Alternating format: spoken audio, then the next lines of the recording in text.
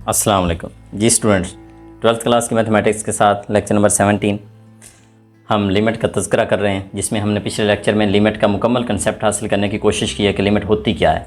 और आज हमने लिमिट के अंदर, चूँकि हमारे पास दो तरह की फॉर्म्स आती हैं, जिनमें एक को कहते हैं इनडिटर्मिनेट फॉर्म और एक को कहते हैं डिटर्मिनेट फॉर्म। तो हम ये जानना चाहते हैं कि ये इनडिटर्मिनेट फॉर्म्स कौन सी होती हैं, क्योंकि ये वो वाली फॉर्म्स हैं जिनके ऊपर मैं यूँ कह रहा हूँ कि फ़ंक्शन कुछ अजीब व गरीब हरकतें करता है। जब फंक्शन इनमें से, इन फॉर्म्स में से कोई एक फॉर्म भी लेकर आ जाए तो इट मीन्स कि हम अपनी ज़ुबान में कह सकते हैं कि फ़ंक्शन आपका नखरे कर रहा है। फंक्शन आपका कह रहा है कि जी मुझे नहीं पता यहाँ पे क्या आंसर आना है। फंक्शन कुछ साइन दे देता है, कुछ इंडिकेटर दे देता है। उस इंडिकेटर को समझते हुए फिर हमें कोई ना कोई टेक्निक लगानी पड़ती है। उस टेक्निक को इस्तेमाल करके फिर हमें वहाँ वाली वैल्यू खुद ढूंढना होती है। तो अगर हम इनडिटर्मिनेट फॉर्म को देखें तो देयर आर 7 इनडिटर्मिनेट फॉर्म्स, जिनमें 0 और 0 मशहूर मरूफ सबसे ज़्यादा ये वाली इस्तेमाल होती है। उसके बाद इन्फिनिटी और इन्फिनिटी है, और फिर इन्फिनिटी माइनस इन्फिनिटी है, 0 क्रॉस इन्फिनिटी है, 1 रेज़्ड पावर इन्फिनिटी है, इन्फिनिटी रेज़्ड पावर 0 और 0 रेज़्ड पावर 0 है।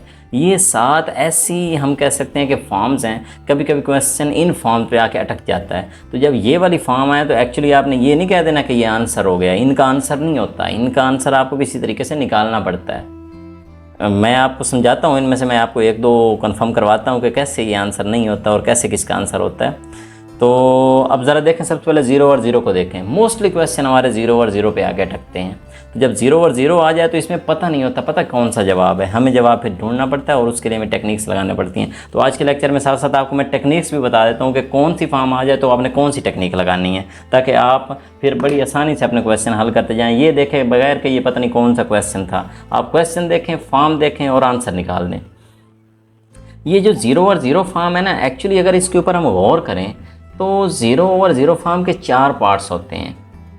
एक बात यह है कि 0 चूँकि लिमिट में एक्चुअली हर नंबर अप्रोचिंग होता है, तो एक तो ऑप्शन ये है कि 0 ऊपर वाले भी अप्रोचिंग हो, नीचे वाले भी अप्रोचिंग हो, यानी वो असली 0 नहीं है बल्कि 0 के करीब तर कोई नंबर है, 0.0001 है, नीचे वाला भी 0.0001 है, हम यूँ कह सकते हैं। अच्छा, एक ऑप्शन ये भी हो सकता है कि ऊपर वाली 0 एग्जैक्ट हो लेकिन नीचे वाली अप्रोचिंग हो। अच्छा, मैं यूँ कह देता हूँ कि ये ऊपर वाली अप्रोचिंग, नीचे वाली भी अप्रोचिंग। इसमें ये कह सकता हूँ कि ऊपर वाली एग्जैक्ट 0 है, नीचे वाली अप्रोचिंग है। अच्छा, यहाँ ये ऑप्शन एक और इस्तेमाल हो सकता है कि ऊपर वाली अप्रोचिंग हो लेकिन नीचे वाली एग्जैक्ट 0। और आखिरी ऑप्शन फिर ये हो सकता है कि ऊपर वाली भी 0, नीचे वाली भी 0। देखो, अगर तो वाकई ये वाली फॉर्म बने जिसमें नीचे एग्जैक्ट 0, तो नीचे एग्जैक्ट 0 तो वैसे ही अनडिफाइन होती है। इसको तो हम कह देते हैं कि ये अनडिफाइंड है। ये तो अनडिफाइंड बात होती है। दूसरे लफ्ज़ों में ये इसको तो इसका आंसर इन्फिनिटी होता है, अनडिफाइंड है, क्योंकि समथिंग और 0 हमेशा इन्फिनिटी होता है, अनडिफाइंड होता है। लेकिन जो ये दो केस हैं ना, इनका हमें देखना है। अच्छा, एक और है, जो ये वाला केस है एक्चुअली इसका आंसर भी 0 है। ये केस भी आप यूँ कह सकते हैं कि उड़ गया। क्यों? क्योंकि 0 को किसी भी नंबर पे डिवाइड कर दें ना, 0 को 7 पे डिवाइड कर दें, 0 को आप किसी भी नंबर पे डिवाइड कर दें, अगर नंबर है तो उसका आंसर तो 0 होता है। तो ये तो 0 दे देगा, क्योंकि नीचे वाला अप्रोचिंग 0 है, नीचे वाला 0 तो नहीं है ना, 0.001 नहीं होगा ना। समथिंग ओवर, हम कहते हैं 0 और समथिंग 0। तो इसलिए ये तीनों केस तो वैसे उड़ जाते हैं। बचता इसमें अप्रोचिंग वाला ही है। जो ये अप्रोचिंग वाला केस है ना, यही तो असल में क्रिटिकल केस है। क्यों? क्योंकि ऊपर वाला 0.00 फॉर एग्जांपल मैं रख लेता हूँ, नीचे वाला भी अप्रोचिंग 0 है, वो भी मैं 0.01 रख लेता हूँ, करीब है, थोड़ा सा ऊपर वाला करीब। तो इसको मैं डिवाइड करूँगा, ये आपको कुछ आंसर देगा। अच्छा, लेकिन मैंने थोड़ी सी चेंजिंग कर दी। अगर मैंने ऊपर वाला 0.001 कर दिया और नीचे वाला 0.0001 कर दिया, अब आपको कोई और जवाब आएगा। इसका मतलब ये जो 0 और 0 फॉर्म है ना, चूँकि ये अप्रोचिंग होती है और अप्रोचिंग में ये थोड़ा सा स्लाइटली चेंज करने पर डिफरेंट जवाब आते हैं। यानी कभी आपको ये 5 जवाब देगा, कभी 10 देगा, कभी 100 देगा, कभी 1 लाख देगा, कुछ भी मुख्तलिफ आंसर देता है। अभी अभी आपने पिछले क्वेश्चन में देखा था, आपके सामने एक फंक्शन था पिछले लेक्चर के अंदर, जिसमें फंक्शन था f(x) is equal to x² - 4 और x - 2 था। अब इसको मैं 2 पे चेक करने लगा था। जो ही मैंने 2 पुट किया था तो आपने देखा वो 0/0 बन गया था, और फिर 0/0 तो ये बना रहा था, लेकिन हमने देखा वहाँ फंक्शन के अंदर इस 0/0 का 4 आंसर 4 था।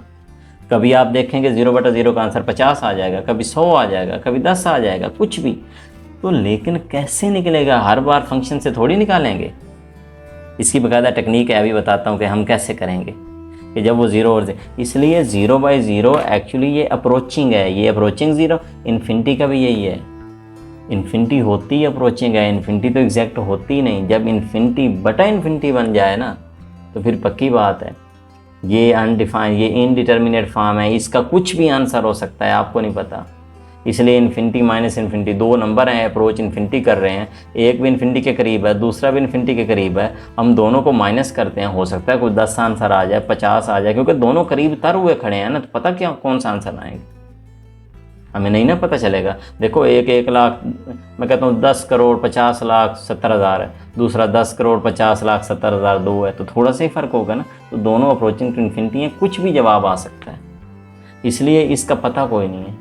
इसी तरह 0 क्रॉस इन्फिनिटी का भी कोई नहीं पता, क्योंकि 0 यहाँ पे अप्रोचिंग है, 0 होगा 0.0001। ज़रा जितना बड़ा नंबर होगा, चूँकि ये आपको पता है कि जो नंबर ये 0 और 1 के दरमियान होते हैं ना, नंबर 0.1 या 0.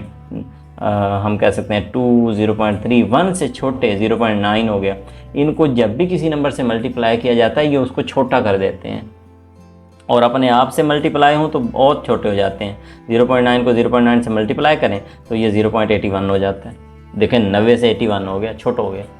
तो ये नंबर उल्टा छोटे हो जाते हैं, इसलिए अप्रोचिंग 0 से जब इन्फिनिटी मल्टीप्लाई होगा ना तो उसने छोटा हो जाना है। अब कितना छोटा होता है, इसका मतलब वो हमारी रेंज में आ जाएगा, हमें 1 लाख होगा, 10,000 होगा, 50,000, पता कोई नहीं है, इसलिए ये इनडिटर्मिनेट है।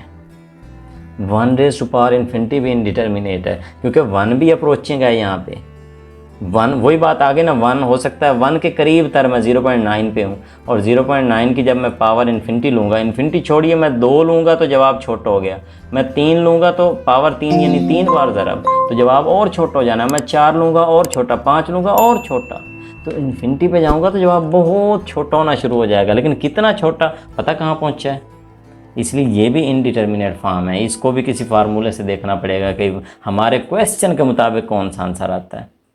इन्फिनिटी की पावर 0, ओ ये तो कहेगा, इन्फिनिटी तो कहेगा कि यार ऐसी ज़िंदगी से तो मौत अच्छी है कि इतना बड़ा नंबर और 0 पावर लेके उसने उसको 1 कर दिया। हम आमतौर पे कहते हैं ना कि पावर 0 1 होती है। हाँ, अगर पावर वाकई एग्जैक्ट होती तो फिर तो 1 आता, लेकिन यहाँ एग्जैक्ट है नहीं ना 0, ये 0 अप्रोचिंग है, इन्फिनिटी बहुत बड़ा नंबर है, लेकिन पावर 0.001 है। तो जब इतनी छोटी पावर है तो उसको बहुत छोटा कर देगी, लेकिन कुछ ना कुछ जवाब देगी, 1 से बड़ा जवाब आना है, क्योंकि 0 नहीं है ना। 0 पावर होती तो 1 आता, लेकिन 0.001 पावर है, अप्रोचिंग टू 0 है ना, इसलिए यहाँ पे कुछ ना कुछ आंसर आना है, 10, 5, 9, कुछ पता कोई नहीं कौन सा आएगा। 0 की पावर 0 का भी यही हाल है। अगर तो 0 की पावर 0 एग्जैक्ट होती तो हम कहते ओके 1, लेकिन यहाँ ऊपर वाली 0 एग्जैक्ट है नहीं ना, नीचे वाली भी अप्रोचिंग है, ऊपर वाली भी अप्रोचिंग है। जब अप्रोचिंग है तो कुछ भी आंसर, नीचे वाला 0.001 हो सकता है, मैं यहाँ लिखता हूँ 0.0001, ऊपर वाली पावर भी 0.001 हो सकती है, तो कुछ ना कुछ आंसर आ जाना है इसका, लेकिन थोड़ी सी चेंजिंग से आंसर चेंज भी हो सकता है। दैट्स वाई ये वाली जो फॉर्म्स हैं, ये 7 फॉर्म्स हैं, इनडिटर्मिनेट कहलाती हैं। साथ में आपको ये बता दूं कि डिटर्मिनेट फॉर्म भी लिख दूं ताकि आपको समझ आए। देखें, इन्फिनिटी प्लस इन्फिनिटी डिटर्मिनेट है, माइनस वाला ये वाला जो था ये इनडिटर्मिनेट है, क्योंकि 2 बड़े नंबर जब माइनस होते हैं तो छोटा सा जवाब बचता है, लेकिन 2 बहुत बड़े नंबर जब जमा होंगे तो जवाब भी कोई बहुत बड़ा नंबर आएगा।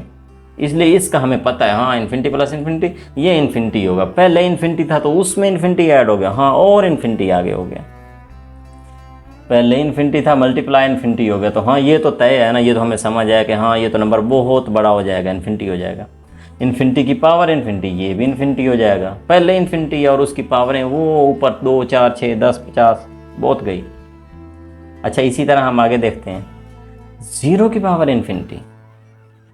अच्छा, यहाँ 0 एक्चुअली 0 कौन है, 0 एक्चुअली अप्रोचिंग है, लेकिन 0 अप्रोचिंग है ना, लेकिन नीचे 0 है ना, ऊपर तो इन्फिनिटी है ना। अब देखें नीचे 0 अगर 0.001 होगा भी सही, लेकिन ऊपर पावर इन्फिनिटी हो गई है, ऊपर वाली पावर बहुत बड़ी हो गई है, ऊपर वाली इतनी बड़ी पावर है कि ये एक लम्हा आएगा कि इसको पहले ही वो 0 के करीब तर था, और वो पावर 0 के करीब तर वाला जो नंबर है, जब वो अपने आप से बार बार मल्टीप्लाई होगा, पावर का मतलब अपने आप से मल्टीप्लाई करना, मल्टीप्लाई होता होता होता होता इतना छोटा हो जाएगा कि हम कह सकेंगे कि हाँ ये तो 0 हो गया है। इसलिए 0 की पावर इन्फिनिटी 0 होता है, ये भी अंडरस्टूड है।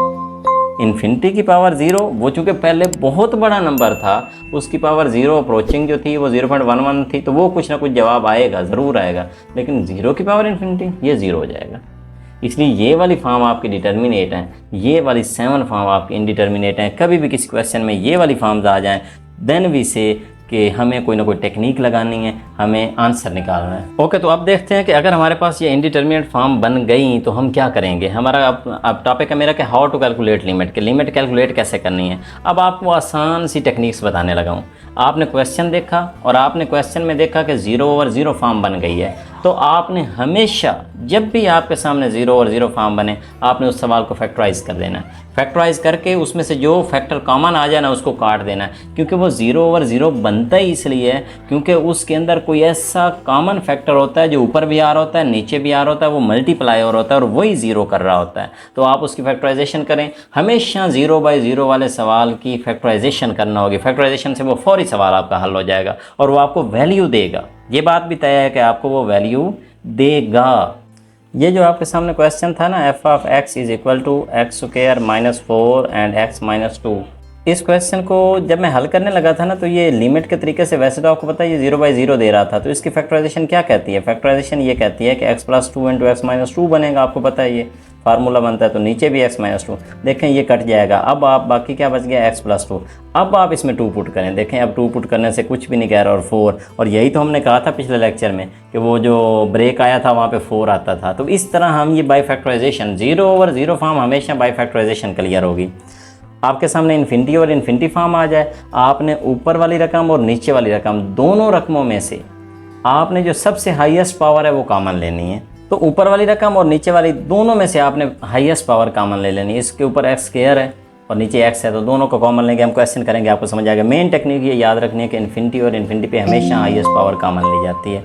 और एक और बड़ा अहम सवाल, एक और बड़ी अहम टेक्निक बल्कि जो आपकी एक्सरसाइज में बहुत ज़्यादा यूज़ होनी है, वो ये है कि अगर आपको जज़र में कोई क्वेश्चन नज़र आए ना, आपने हमेशा रैशनलाइज करना है। 0/0 फॉर्म के अंदर अगर जज़र में क्वेश्चन आ जाए स्क्वायर रूट के अंदर, तो उसको हमेशा रैशनलाइज कीजिएगा, तब वो उसकी लिमिट फाइंड आउट होगी, वरना नहीं होगी। और ये जो 0x∞ वाली थी या इन्फिनिटी माइनस इन्फिनिटी वाली थी, ये वाली जो है ना, इनके अंदर ये सवाल आपके लेवल पे तो नहीं होंगे, लेकिन अगर ये सवाल आए तो ये थोड़ी सी चेंजिंग करने पे ये भी 0/0 या इन्फिनिटी और इन्फिनिटी हो जाते हैं, जिसके बाद हम वही वाला तरीका दोबारा, मेन आपके पास ये फैक्टराइजेशन और रैशनलाइजेशन चलनी है। इन दो मेथड से आपके लिमिट के सवाल हल होने हैं, लेकिन हर बार हमें पहले चेक करना है कि ये 0/0 फॉर्म बनती है, कौन सी फॉर्म बनती है, फिर उसके मुताबिक हमें क्वेश्चन हल करने हैं। तो आज का मेरा लेक्चर इनडिटर्मिनेट फॉर्म और डिटर्मिनेट फॉर्म के ऊपर था कि डिटर्मिनेट फॉर्म क्या होती हैं और इनडिटर्मिनेट फॉर्म क्या होती हैं। आपको मैंने बताया कि 7 इनडिटर्मिनेट फॉर्म्स हैं और ये वाली डिटर्मिनेट फॉर्म्स हैं हमारे पास, और ये वाली फॉर्म जब भी आ जाएंगी तो क्वेश्चन के ऊपर हमें टेक्निक लगानी होगी लिमिट की, और उसकी मदद से हम सवाल को हल करेंगे। तो इंशाल्लाह नेक्स्ट लेक्चर में नेक्स्ट टाइम मिलते हैं, तब तक के लिए अल्लाह हाफिज़, थैंक यू।